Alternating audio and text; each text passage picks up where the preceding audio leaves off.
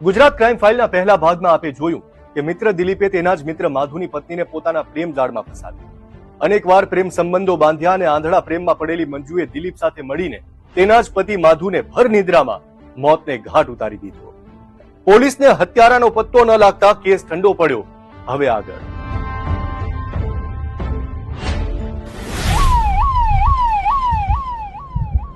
અધિકારીઓ દ્વારા જૂના ધૂળ ખાઈ રહેલા કેસ ફરી ખોલવાનો ઓર્ડર આપ્યો.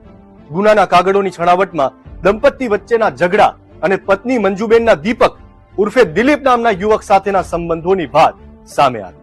પોલીસે ફરી તપાસ તેજ કરી અને કેસના તળિયા સુધી પહોંચી. આ વખતે તપાસની ઢબ બદલાઈ.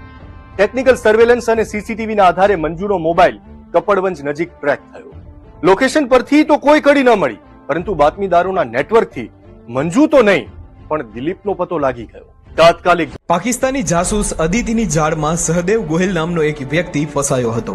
તેને પકડી લેવામાં આવ્યો છે અને હાલ એટીએસ તેની પૂછપરછ કરી રહી છે. ગુજરાત એટીએસના ડીઆઈજી સુનિલ જોશીએ દિવ્ય ભાસ્કર સાથેની વાતચીતમાં જણાવ્યું કે આ કેસ બીજા જાસૂસોના કેસ કરતા 3 બાબતોને કારણે અલગ છે. સંવેદનશીલ જગ્યાઓની માહિતી.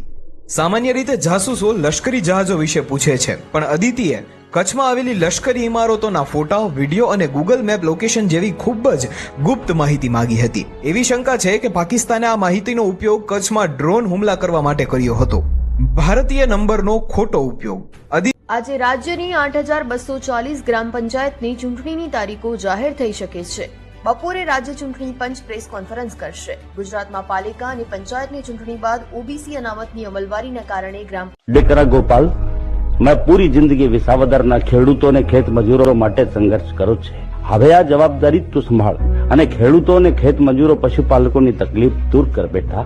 આ વિડીયો જોઈને એવું લાગે છે કે ગોપાલ ઇટાલિયા ચૂંટણી જીતવા માટે હવે ભાજપના સ્વર્ગસ્થ નેતા કેશુભાઈ પટેલના સહારે છે. આપને જણાવી દઈએ કે આ એઆઈ વિડીયો છે, પરંતુ આમ આદમી પાર્ટી સુરત નામના એક ઓફિશિયલ પેજ ઉપર વિડીયોને શેર કરવામાં આવ્યો છે. એઆઈ વિડીયોમાં આગળ ગોપાલ ઇટાલિયા શું બોલે છે એ પણ સાંભળો. બાપા, તમારા આશીર્વાદથી હું જરૂર વિધાનસભામાં પહોંચીશ અને કેશુ બાપા